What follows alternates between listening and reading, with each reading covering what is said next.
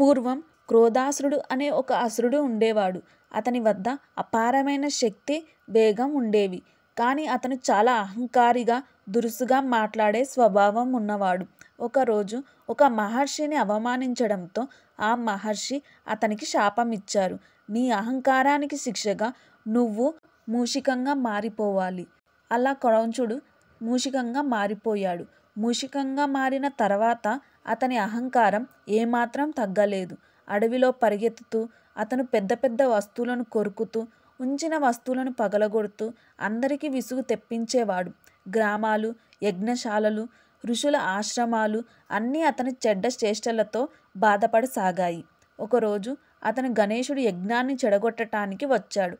మూషికం చాలా పెద్దదై ఉగ్రమైన శబ్దంతో అక్కడికి దూసుకొచ్చింది. గణేశుడు చిరునవ్వుతో చూశాడు.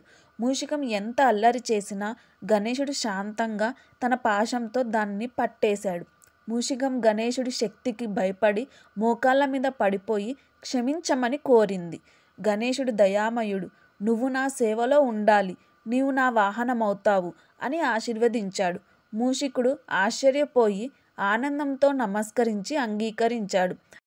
అలా అహంకారి అయిన యక్షుడు జ్ఞానాన్ని నేర్చుకొని గణేశుడి దివ్య వాహనంగా మూషికం అయ్యాడు. ఎందుకు మూషికమే? ఎలుక చాలా పనులలో వేగంగా, చురుకుగా ఉంటుంది.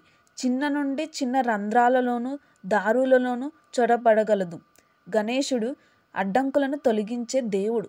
మూషికం అడ్డంకులను గుర్తించే శక్తి కలిగిన జంతువు. కాబట్టి మూషికం గణేశుడికి సరైన సహాయకుడు. అందుకే మూషికం గణేశుడికి వాహనం అయ్యింది.